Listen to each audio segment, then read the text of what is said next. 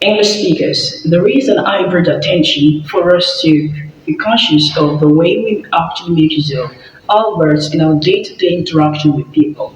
Often said that the construction of our words to make up sense, that is syntax, is also quite paramount. Many people, students, English speakers, actually tend to construct the words incorrectly. So in this video, I'm going to be exposing you to some ease of words usage. Okay, before then, let me ask you a few questions. Do you say test the food or you say test the taste of the food? Do you say remind of or you say remind about? If the both are correct, then what is the condition that necessitates the usage of one against the other? Okay, so in this video, I'm going to be exposing to you the use of some words usage, just as I've said earlier. It is also important to take note that the expedient grammatical structure of a language doesn't operate on the basis of acceptability, rather on the level of grammaticality. So what you actually tend to be right simply because people in your circle have cultivated the habit of making use of it doesn't totally mean that it will be grammatical, okay? All right, let's get started. Starting with left and forgot. Many times people tend to make use of these words quite incorrectly, especially when referring to something tangible. So, do you say I forgot my pen at home, or you say I left my pen unconsciously at home? It is important to take note that the word forgot is used to address something abstract, something unseen, not something concrete.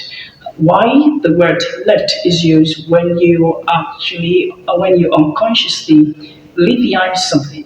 So in a situation like this, since your pen isn't something abstract or something concrete and something tangible, you don't say you forgot your pen at home. Instead you say, I left my pen, I left my book, whatsoever the object is, unconsciously at home. Do you get that? Now moving from that to the second word, which is the difference between remind of and remind about. Many times speakers tend to make use of these phrases quite incorrectly. So this video is actually an exposition. Starting with remind of. Remind of is actually used to tell someone or to remind someone of an experience which had happened in the past, probably an experience of theirs or something new. Okay? Why remind about is used in a situation whereby you are prompting into the attention of the person you are addressing, that the person should be conscious of something that needs to be engaged or something that's needed to be done.